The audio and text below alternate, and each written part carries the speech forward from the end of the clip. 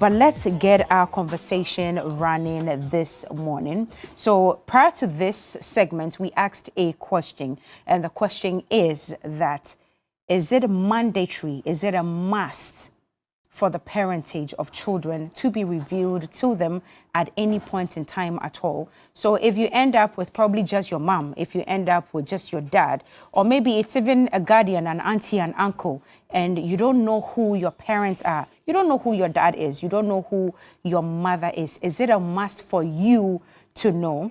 Now, what happens when you know, and what also happens when you do not know? That's the question we are asking, not only because it is trending in Ghana at the moment, but it's also a conversation that's rife. Many people are out there, we believe, are struggling with their identity just because they do not know who their real parents are. My guest this morning, Kelly Daniels, is a relationship consultant.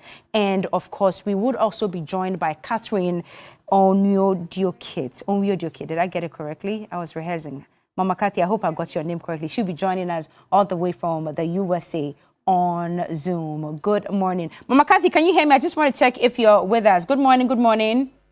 Yeah, good morning. I can fantastic, hear you. Fantastic. Thank you so much for joining us. I'm so sorry I murdered your surname when it was actually needed, but I know you understand. Forgive me. All right. Do. So we'll get straight into the conversation. Kelly, of course, good morning. Morning, babes. How are you doing? I'm all right. Thank you for joining us last week, and you're here this week again. Right. But this conversation is very important. Before I even start getting into the questions, what's your general overview of children knowing who their true parents are? So, I use my story typically. Okay. I met my dad for the first time at age 26. Before then, my mother had kept that information from me for a period of time. In her opinion, it was in my best interest. I didn't need to meet him, but it was killing me, and she didn't know. It was the kind of pressure I sort of mounted that made me meet him eventually, and the rest is history. Now, was she right about the things she said that should make me not see him at that time? Eventually it was, but I think she owed me earlier to know what the situation was, which was kept away for a period of time. So yes, my view about this is the fact that a parent owes the child. That's the key word for you. Yes, owes the child. Okay. It depends on the age of the maturity of the child, I must say. But eventually, that child owes, that child is owed that information. Okay. You don't lie to a child to say, oh, this person is your auntie when the person is your mother. You don't say, oh, this is your uncle when that person is actually your father. You don't say that's your father when the person is not at a particular time.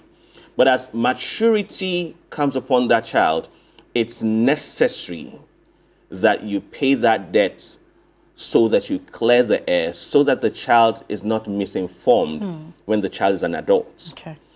I had issues of identity crisis for a long period of my life. And I'm paying the price now to a certain degree because of all of this. So basically, of course, I'm a better person now. I've moved on. I now educate people about all of all this. And I remember you lost him like 2 years ago? Exactly. Was it 2 years ago? 2 years ago. Yeah. And I only got to see him 4 times in my life because of perhaps the delay in meeting him, or some case I may not be able to exactly put my fingers to. But an adult like who I am, just meeting your dad 4 times in his lifetime before he passes on, just at the point where you say, oh, let's start bonding. Right. It's not something that I would wish for anyone. But then that's my story. Okay. We'll come back to your story. But let's go to Mama Kathy on Zoom right now. Mama Kathy, I'm sure you can hear us. Yes, I can. What do you say about this matter, first of all? Good morning to every person that is watching us, and I truly appreciate being here. I think I feel excited somehow. I feel fulfilled that there is somebody sitting right there in the studio who has gone through this. It's very wrong It's extremely very wrong to keep this information. So this story is very pathetic because at the end of the day, the actions of adults exposes a child to untold hardship and pain, and then introduces a level of distrust in the heart of a child. We are in a social setting. It's a world that is a community, and children, no matter their ages, will play, oh, my daddy, my daddy, my daddy, and then there's a confused identity of who truly your daddy is. So I don't think it's right. I don't think it's the best to hurt children by whatever reason that the one parent will not want to disclose the identity of that child's parent to him or her. So I don't feel comfortable. And I think our conversation today will bring people to understanding the detriment in towing this path. Because right now, everywhere is bubbling, everybody is talking, but at the end of the day, it's somebody's life that was involved, and that's about the only way the person can express herself. Okay. So I don't subscribe to it, and I don't think it is right. Okay, but thankfully you are a woman and you are a mother as well.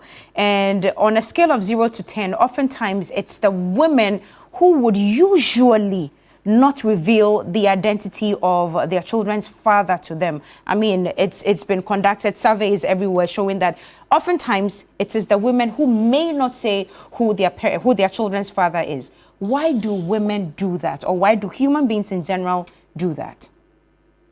So let's concentrate on women. Why do women do that? Because most of the time it's the women that really do it. I think it's as a result of certain circumstances that lead up to the pregnancy. For the sake of being shamed, for the sake of feeling guilty, for the sake of I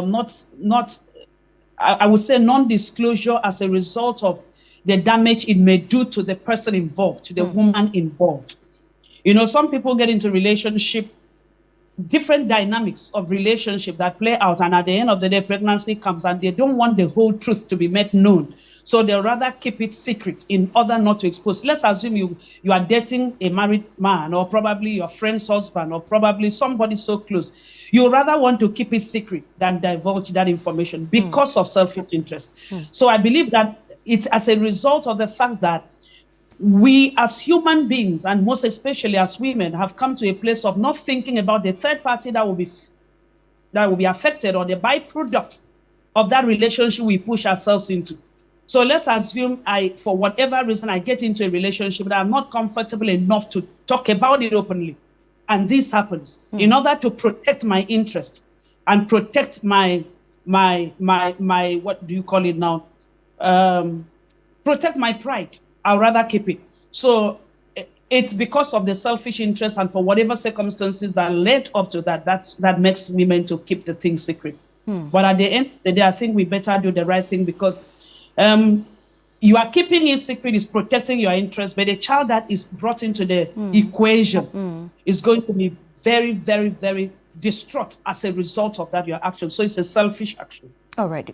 I see you throwing your hands in despair. Kelly. In addition to that fantastic and very, very valid point from what Kathy just delivered, I would like to say that most of the time it's not because the women don't want to identify with their children. It's not because the women are not proud of the pregnancy per se, although a mistake could have been made, because most of this time it happens with single parents, people who didn't get married and then they got pregnant and had children. But it's basically, from my experience and experiences as a relationship consultant, the ostracization of these women because of what they are going through that make the women feel the way they do. Okay. So no woman would just wake up and not be proud of something from her own body, but it's how she's treated by family, society, colleagues, friends. My mother was ostracized several times, and it affected me, the fruits of that situation. So it looked more like what they did to my mother, they began to rub it off on me as I grew up.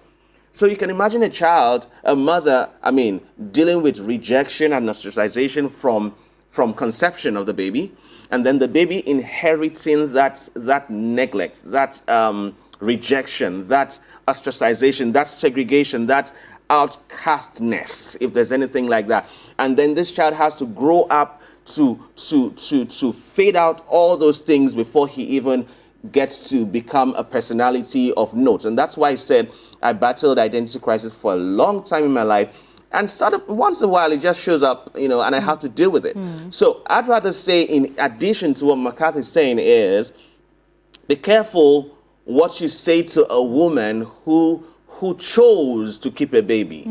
I think it's a thing of honor to respect a woman who kept a baby than honor a woman who washed hers away. Okay. Because it doesn't make the one who washed hers away a better spinster than a woman who kept hers. Because if she had washed that away, we wouldn't be having this show today. At least I wouldn't be on the panel. Right. And so it's very important that society plays down and condemns, debunks, cancels, kills that pandemic of making women who keep babies look like they're not wise, they're not accepted in society, and more importantly, that they are loose. You can't call a pregnant woman loose for keeping a life, for sustaining another life. By the way, the child is not the mistake. The act could have been, but that child is a promising child, and it's not over yet for that woman who has that baby at that time.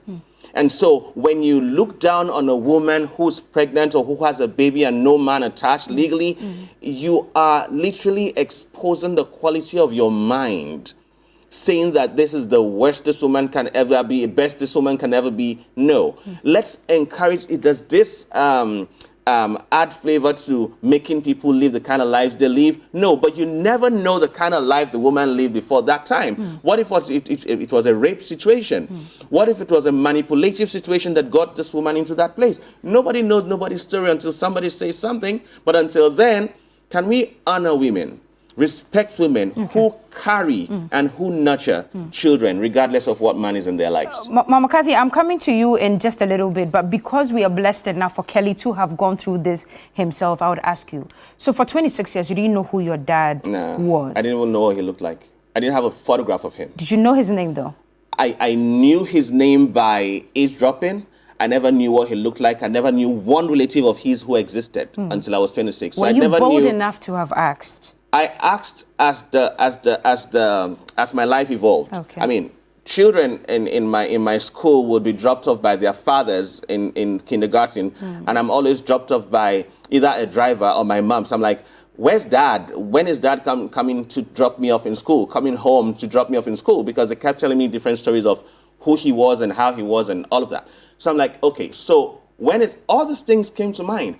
And why am I living with one guardian and one family friend and one relative all the time? Why can't I have the kind of home I'm being put in? So if you put me in a home where there's a father and there's a mother and there are children, why can't I have that home myself? So where's my mother, as a matter of fact? Because my mother had to go to school at that time. She had to go to the university while I had to be tossed around between one person and the other. Yeah.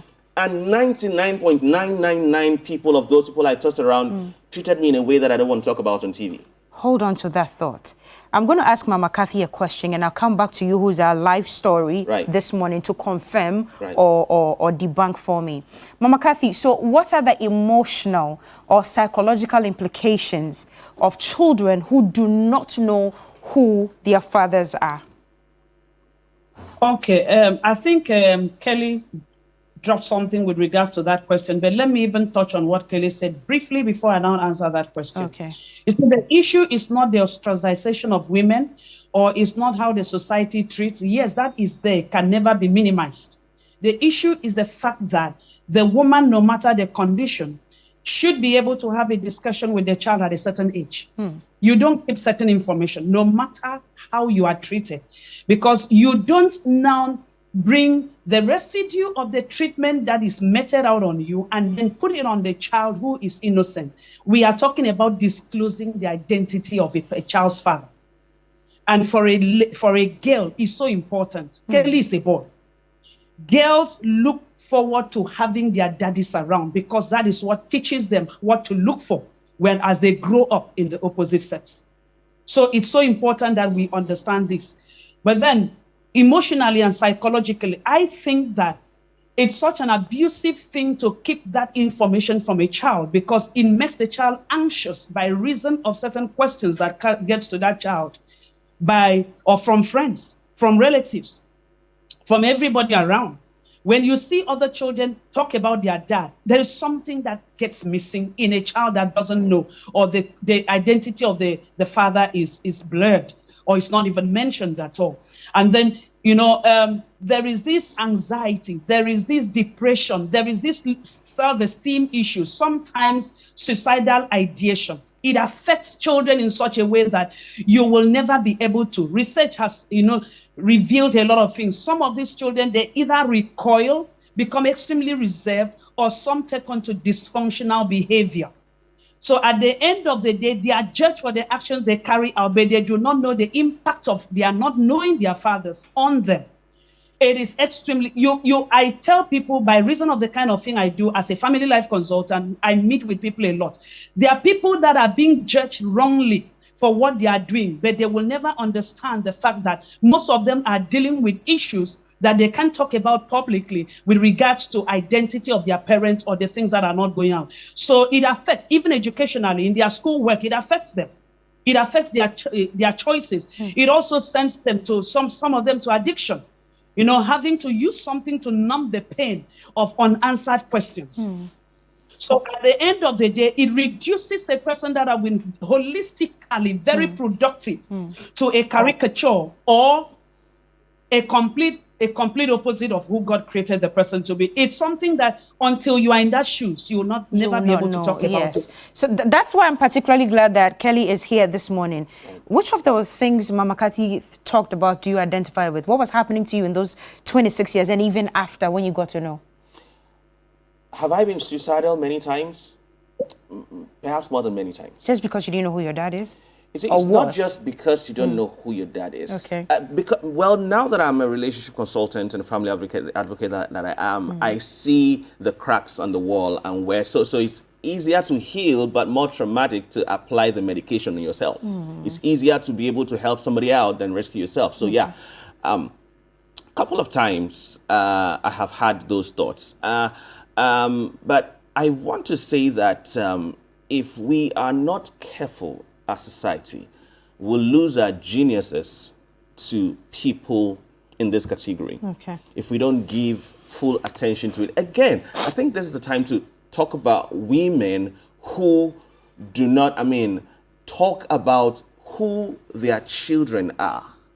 And men who think that it's not okay to marry a woman who has a child. And I think, so on Instagram, my book on the man you should not marry is right there. Just go right there. It's on the first page. Click on it and we would have you have a copy and then you can join the WhatsApp group where we'll be teaching on issues like this. A man who refuses to identify that he appreciates the fact that you kept a baby and wants to keep you and that child is not a man you should marry. Okay. And this is one of the things my mother suffered for a long time in her life. Not finding who to appreciate who she is, because she wouldn't leave me for any man. Yeah. So accommodating a woman with another, a child. It takes a man and not a boy to settle for such a man. It's important that, on Instagram it's at Kelly Daniels Office, yeah? Ask Kelly Daniels Office. Go there, follow, but just go to the book and put your number there, and then we'll get the book to you, and then we'll get you into the WhatsApp page. So basically, it's been traumatic every once in a while. Now, have I healed? Healing is an evolving process. Yeah. I'm better than who I used to be. I still have issues to deal with, especially with triggers every now and then. For some reason, some trigger could just show up, and you can't control how many triggers you get. You can only control how you handle the triggers when the triggers show up. So basically, I think I'm a better person for it now, and that's why I'm able to help out people in this category. Single mothers, people in relationships, not sure whether to marry this person or not, how to deal with related traumas like this. These are the issues that we are neglecting as society, which I say that we have not done good with. So again, Mama Kathy, in your submission, I remember you mentioned that it must be told the child at a very early stage. At what age in particular are we talking about? And Kelly, I'll ask you a question because you got to know yours at 26. Yeah. Okay. So, Mama Kathy, at what age specifically do you think it's a must for that child to know? Sincerely speaking, I believe that a child should be told who the father is as early as possible. He may not be introduced, he may not be released to the father, but as early as the child can reason. I would think probably it depends on the maturity of every child matures differently. Their level of maturity is very different, okay, and development. But I believe that at age 6, probably a child should be told. I want to be able to make a distinction here. Telling a child who the father is different from handing the child over to the father. I think that the mistake is we've got to concentrate on the fact that there are some people who even will use another person's name on those children. And at the end of the truth will come out. So we've got to be very careful so we don't mix it up with single parenting or mix it up with people who probably were raped and then as a result of that, they don't even know. No, there are people who know who the fathers of their children are, but because of for one reason or the other that is best known to them or the family, they keep the identity of that child from the, of that father from the child. This is the issue we are addressing. Tell your child, okay, this is your father. Put the father's name, even if he rejects. There are men who reject women's pregnancy. But that doesn't mean you didn't know that he was responsible. Okay. Or even if you were flirting with several people, you can do DNA and know. But let the child not grow up confused. Let a child not grow up seeking to know. Let a child not grow up questioning. Let a child not grow up thinking, oh, I am not like the other people. Even if you are not going to take that child to that father, let the child know who the father is. Don't use my paternal father's name on him, because there are some people that they use their father's name. A woman will use a father's name and put it on the child. It's creating chaos in the minds of those children. So as early as possible, oh, daddy is not here, but this is your daddy. Maybe along the line you will meet him, but all the same, until then, we will love you and care for you until God brings daddy about. That settles a lot of questions. When that child is playing around with other people and they say, hey, we've never seen your daddy, we've never seen. Oh, mommy told me that daddy will come, but it's not available now, nor around now. Let the child be secure in the fact that he did not just drop from heaven, that he is also like every other child, but unfortunately, their father is non-resident. I think that is the issue. Okay. Kelly, two questions for you. Right. Were you told why his identity was kept, and do you wish you had known earlier? Well, in fairness to my mother, I think she told me the circumstance around my birth. I'm not quite sure what age, but I think I should have known earlier, right? That's what you think? Why do you think so? I want to know who knowing Daddy at 26 wasn't enough? Knowing at 26 was pretty late. No. I had Jesus Christ. I had made my name by that time, humbly speaking. I had done so many things for myself at that time. Formative years were over. All my formative years were over. I was a complete man. I had an audience listening to me every week. I was literally leading. At 26, I literally had the basics of my life as an adult at that time. And that's not the time for me to now meet with someone and identify him as father. Where have you been? And why am I just meeting you? And by the way, I had to go make attempts to go find who he is. Before you found him? Nobody was going to show me. It had to be a point of, you know something, I need to meet him and I need to meet him now.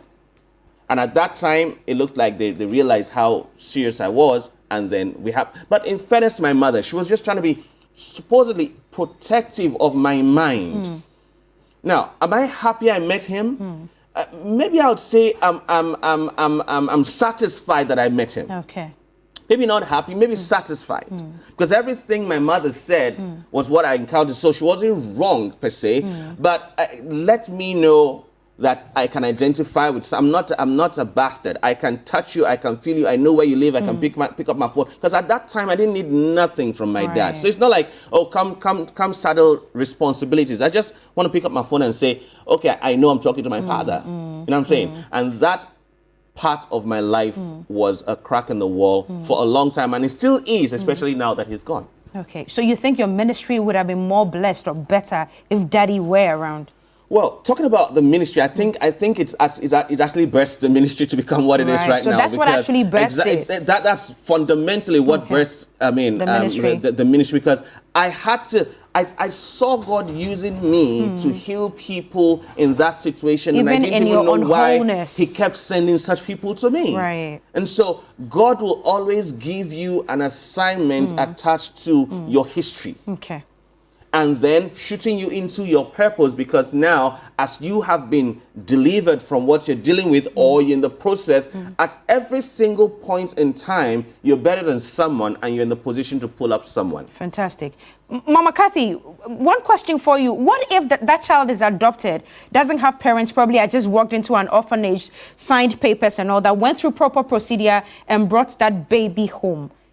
Can I tell that baby that you are adopted, this is not really mommy, at that tender age? Can I do that? I don't think so. I don't think so. When in that instance, you don't think so? At that time. Okay. I don't think so. Okay. That's an adopted child. Okay, so that's... Yeah. Please go ahead. We are listening.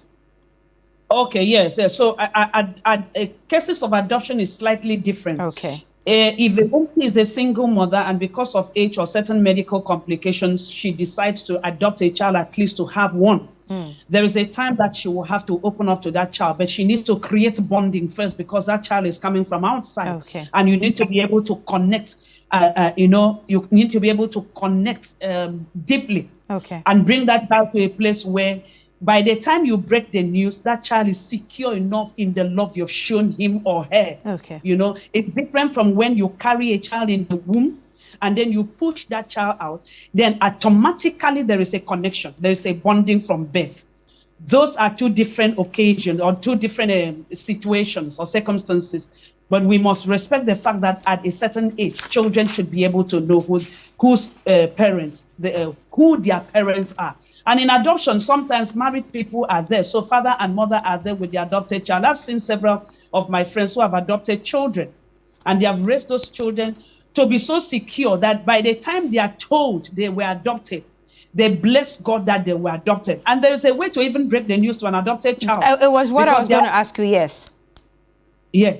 There is a way to break the news to an adopted child. You make some of these things, communication is key. You can deliver an information to a person in such a way that you break the person or either make the person. So you've got to be able to say, if an adopted, I've loved you with everything, but this is how we got you. And never for once think that you will ever feel like an alien or a visitor. You are part of us and we love you. You break and the child knows, and you make sure that you fulfill all your obligations, because that child sees this to be adopted by reason of the fact that you take ownership of him or her. But for biological, oh my goodness, please let them know. I have encountered a lot of people who are wonderful, but the effect of the fact that they did not know their paternity, most especially their fathers, breaks them and still leaves a gap in them. Let them know. They don't need to be raised by them, but let them know. Okay. Let them know. Okay. Kelly, I know you want to say something. I'll come to you briefly, but the phone lines have been activated, 0302-973-198. We want to make you a part of the conversation. Call us. If you've got any experiences that you want to share or any questions at all, please let us know. Call us 0302-973-198. There's somebody on the line already. Dorothy, good morning. This is TV3Newday. Where are you calling from? Good morning. I'm calling from Harvey. Okay. You're very welcome. Let's hear you. Please, I just want to ask your resource persons, why our parents cause us so much pain? Why do they have to be so much selfish? Why must they sit down for us to go through all the emotional damages, and yet still we see no reason why we as children can stand and ask the very pertinent questions of our life? I'm very, very much broken this morning.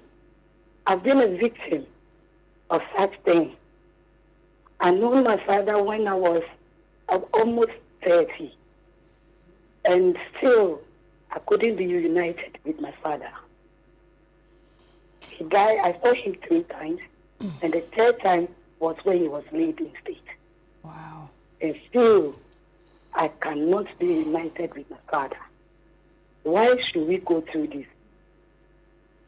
Dorothy, I feel your pain, but thank you for your question this morning. Thank you actually for phoning us. Kelly, this is your sister in the same suit. What would you tell her? You need to get in touch as soon as possible, yeah?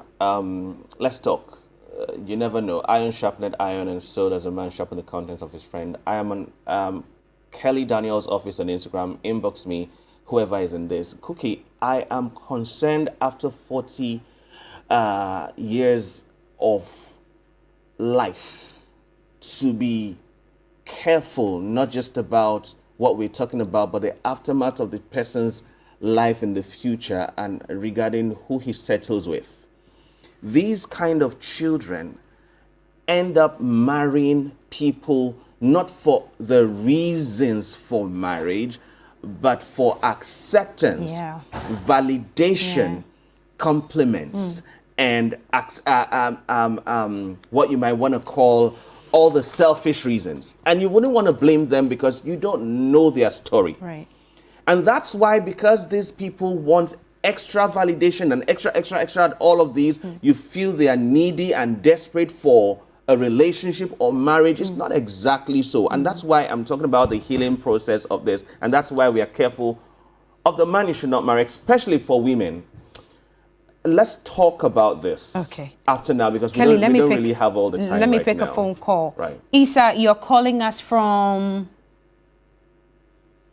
Isa, can you hear us? I hope I didn't lose you. Isa, did I lose you? Good morning, Isa. Too bad. I lost Isa. Anyway, oh yes, Kelly. Yeah, I was saying that, you see, when you marry wrong... Hold on a second. I'm told Isa is still on the line. Isa, are you on the line? He's gone. Kelly, I beg you. When you marry wrong based on all the reasons, based on your background, you make that mistake transgenerational. And repetitive. So what your father did might end up being repeated in your life. And because you didn't grow out of it, you have nothing else to offer your children than the same pattern. Hold on a second. I don't want to lose this caller from Takwa. Good morning. What's your name, please? Hey, Cookie. Good morning. This is Hans. I'm talking from Takwa. Okay, Hans, let's hear you. Right. I'm so much sad this morning. And, you know, I tend to, also not to blame the father, but why is it that you would put a woman through this kind of trauma and atrocities? I am a man, and I know how women go through this suffering for 9 good months. Bring a child forth, and the child would not feel that love of a father. That is why today women are much celebrated than fathers, because that connection they have with their kids from birth through conception is natural, and there is nothing that you can do about it. But a father's love is nothing that a child can forgo in this world. And so thank you and thumbs up for this topic. I am so much blessed, and I've learned a lot that I would want to also share with others. God bless you. I appreciate you this morning. Thank you so much. And I'm super grateful to God that at least your phone call came through and you were able to contribute. I know many of you out there want to contribute, but unfortunately, time is not our bestie this morning. Mama Kathy, I would come to you before technology fails me. What will be your last words on this one? I know we haven't expatiated much, but we would have to go. What would be your last words, Mama Kathy? I would say that no matter the circumstances that led to the pregnancy that a woman carries, please let your children know their fathers. Don't allow whatever beef you have with the man or even the rejection of the pregnancy make you put another name on a child. Because the way we are created to have a link paternally and maternally. It's just a natural inbuilt mechanism. So I would speak to every woman and say, I heard that lady that just called, the second to the last caller. She said, why would somebody? That is the truth of the matter. No matter what the fight is, no matter the circumstances, don't pull the children into your pain. Let the children know their father and ultimately decide whether they will connect with that father or not. And most times it's not the marriage. It's not married women. It's most times women who got pregnant out of wedlock, or probably something happened along the line. And then sorry, let me just chip in this. There's a lady I encountered sometime, and she's carrying a baby. She has 4, but one of the children is not the husband's. One of the children, the third one is for another man. At the end of the day, I made her to know that, yes, you may say what you may tell the world what led up to this, but don't allow this child to be caught up in this mess. Because at the end of the day, you destroy the life of that child emotionally, psychologically, even spiritually. So let's be a bit more careful. Please tell your children who their fathers are, but trust God to be able to allow them certain extremities when it comes to whether they should connect or not. Thank you. Mama Kathy, thank you too. But for children who do not know who their fathers are, they may be young, they may be old, some may even be 80 or 70 and still do not know who they are. They are listening to you this morning out of a lot of pain. What would you tell them? I would say that all things together work for good. There is no turning back the hand of the clock. I always advise people, what you can change, don't allow that to kill you. You can be a blessing to the next generation because you know how this pain is. So what you need to do is forgive the people that brought you into this painful situation. Trust God to bring healing to your soul and make a promise that you will not repeat the same cycle to your own children. Because most times hurting people hurt others. So it's not about what your mother or father did. It's now an ability to come to terms with reality and tell yourself you will never repeat, because now you know how painful it is. That whatever circumstances would have opened you to letting all your children come into these dynamics, you will block it with every fiber in you. And find a community that will help you not go towards the path of dysfunction, because you are a product of the people you associate with.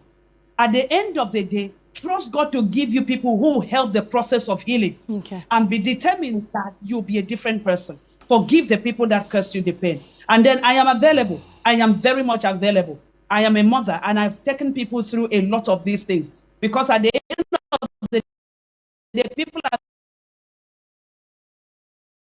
very spiritual. People are excellent at what tendency to hurt people. If you were hurt, is 99.9%, except your intention of changing your behavior. So let us see for available. Thank you so much. She's available on Facebook at Mama Kathy. She's available for you, just like she announced. You can get to her. She's a family